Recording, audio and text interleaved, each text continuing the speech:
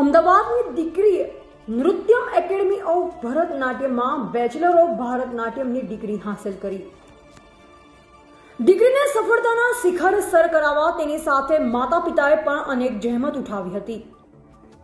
વર્તમાન સમયમાં બાળકો યુવાનો મોબાઈલ સોશિયલ મીડિયાની લતે ચડી જતા હોય છે, ત્યારે અમદાવાદ રહેતા વિપ્ર પરિવારની દીકરીએ માત્ર 8 વર્ષની જ વયે ભારતનાટ્યમ શીખવાની મહેચ્છા માતા પિતાને કહી, ત્યારે તેઓ પણ દ્વિધામાં મુકાયા હતા।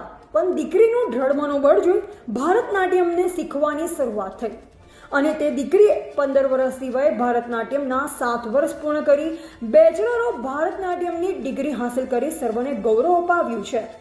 નૃત્યમ એકેડમી ઓફ ભારતનાટ્યમ સાબરમતીના કલાગુરુ શ્રીમતી હિનાલીબેન શેઠના માર્ગદર્શન દ્વારા લીંબોદરા ગામના વતની અને હાલ સાબરમતી અમદાવાદમાં રહેતા સીમાબેન તથા કિરીટભાઈ જાનીની સુપુત્રી ચિરંજીવી ખુશીએ માત્ર 14 વર્ષની વયે નૃત્યમ એકેડમી ઓફ ભારતનાટ્યમમાં 7 વર્ષનો કોર્સ પૂર્ણ કરી વિશારદ એટલે કે બેચલર ઓફ ભારતનાટ્યમની ડિગ્રી હાંસલ કરી છે।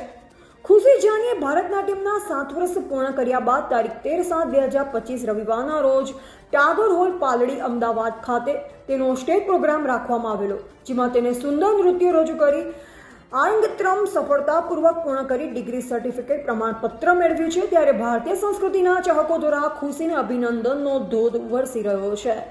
અહેવાલ આશીષ વ્યાસ।